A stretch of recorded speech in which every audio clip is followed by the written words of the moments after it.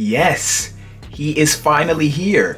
The G1 based Optimus Prime from Transformers Rise of the Beasts. And to be completely honest with you, I was never a fan of the G1 series or the G1 designs. It was actually the Michael Bay Transformers that got me into the Transformers series. So technically, this is actually my first G1 Transformer that I've ever built out of Lego.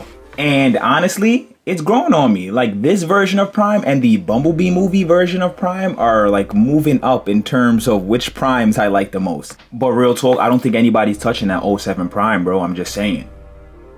Okay, so this Prime is coming in at a whopping 35-hour build time.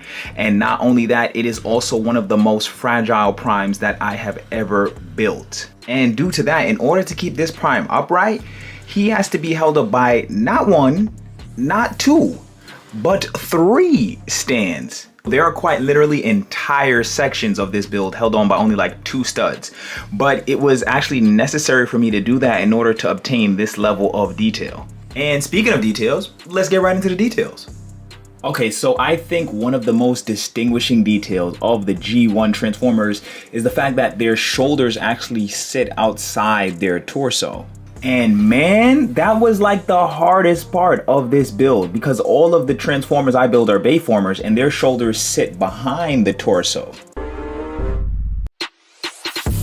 So I really had to do some finessing to get these shoulders to sit out here, man. Now, along with that major detail, we also have just small bits of yellow on the forearms, the waist area, and the thighs here, because the Optimus Prime in Transformers Rise of the Beast has just small dashes of yellow all over him. Now, with Michael Bay's Optimus Prime designs, the smokestacks usually sit on Optimus Prime's upper back here. However, I'm not gonna lie, I actually like them on the outer shoulders here as well. And of course, we have the iconic Optimus Prime chest piece here with the full windshield in view, which honestly, I also did not like for a while. I felt like his chest was just a little bit too empty, but now it's looking pretty fire. And as for this head here, this is just a slightly modified version of the head that I use for my Transformers Age of Extinction Evasion Prime. So I was actually really glad that I actually had this head pre-made, because that meant I didn't have to sit there for another 2 to 3 hours designing my own custom head for this version of Prime here. And on another note, if you guys are interested in seeing my Transformers Age of Extinction Evasion Prime, the restored version or the worn down version, I've actually made both of them, and I'll leave the link to those videos at the end of this one. And on another note, I hope Optimus Prime doesn't keep his mask down too long in that movie, because something a little off with that face. Okay, so here we have Prime next to the handy dandy bottle of water, and then here he is next to a cell phone. So I would give Prime a good 11.5 inches. So I would say that's a big boy. And he actually wasn't even that tall to begin with. I actually had to revamp the legs because I didn't make them long enough initially. So I added some kneecaps in here to give him some more height. And not only that, just in general, Optimus Prime just has really long legs. Like, his legs are usually 2 times the size of his torso. Okay, let's talk kibble. So if we swing around to the back right here, we can see that it's honestly not too bad, this build, because I've definitely had builds where there's just a whole car hanging off the back of the robot mode. So you see, the thing is with this Prime, the front lower portion of his vehicle mode pretty much gets hidden. So I had to make the wheels and the grille rotate to his upper back. So that's what's going on with this situation right here. But the thing that I like about that is it actually cleans up the front. Granted, I actually don't mind having the wheels and the grille on the front of Optimus Prime's chest here, because that's how I made my custom Optimus Prime. However, this works too. Now for accessories, we have the dual blades here, which are bionicle pieces that happen to look pretty much like Optimus Prime's blades. And then on top of that, we have Optimus Prime's new hand cannon here, which he is seen sporting in the trailer multiple times. The cannon actually extends from his arm in almost the same way that Galvatron's cannon does from Transformers Age of Extinction. And I'm not really too fond of this cannon design. Like, I would rather Optimus have the cannons that he had in Transformers 2007, Revenge of the Fallen, or even the G1 gun that the Bumblebee movie Optimus Prime sports. And as for articulation, we're not doing that. No sir, do you see this stand that this Optimus Prime is on right here? This guy doesn't move unless I'm taking a picture of him or if he's transforming, and that's it.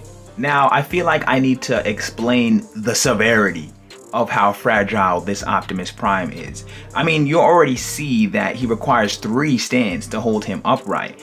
But in order to transform him, I have to, in essence, parts form him, technically. But not really though. Let me explain. Okay, so in case you guys don't already know, we don't sacrifice details on this channel. We sacrifice stability. That is the reason why most of my builds are super detailed but don't have the ability to stand upright without the help of a stand. On top of that, some of my transformers actually become so fragile that they have to be transformed section by section.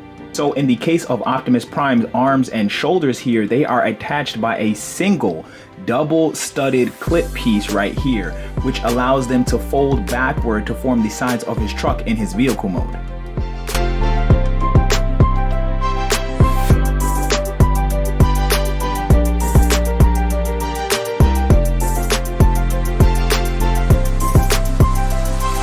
And next we have Prime's upper torso right here, which forms the entire front portion of the cabin. Now, an interesting thing about this build that my other Primes didn't have was it actually has 2 spines. One support spine system here to hold up his upper chest and another spine that connects from behind the legs here.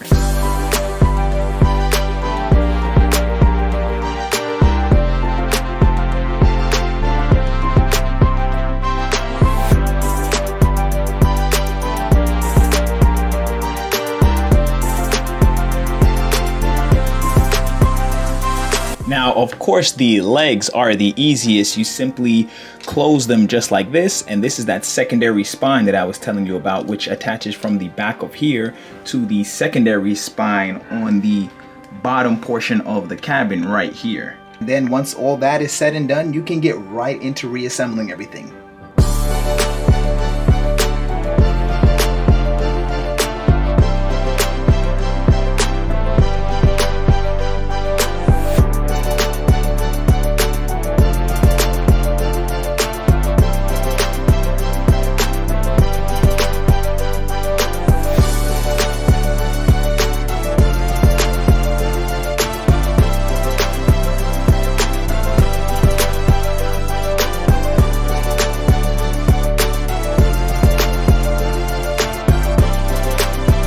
Okay, and here he is, Optimus Prime in his vehicle mode, and I am extremely pleased with how this guy came out. I mean, there's a couple of gaps here and there, but nothing that really ruins the aesthetic of him being a Freightliner truck, except the feet. But I mean, even that, honestly, I kind of just interpret as just being the wheel coverings and the back of the vehicle mode itself. Now, this Prime is beefy, man. Like, these arms right here were really hard to get to fit inside his vehicle mode because he has such bulky forearms and such bulky shoulders. So my other Primes were able to have a really clean back portion of their vehicle mode, whereas this one is more exposed and kibbly looking. Now, as for some other details that really beef this Prime up, we have the new windshield sun blocker right here, as well as the new bumper.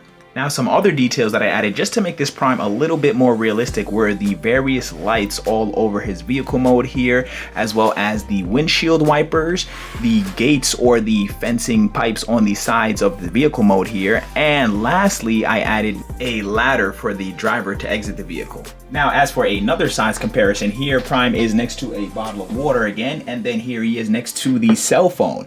So obviously he's going to be smaller in this vehicle mode here, but just look at the size of the cabin. This is a good like 3 to 4 inches alone. So that just gives you an idea of how large his chest is. Now, just to make this guy a little bit more epic, I slapped the cannon on him. And then to make him look a little bit more epic, I slapped the trailer on him. And then to make him look a little bit more epic, I slapped the G1 gun on him. And then to make him look even more epic, I slap... You know what? He's epic enough like that. Like, comment, subscribe.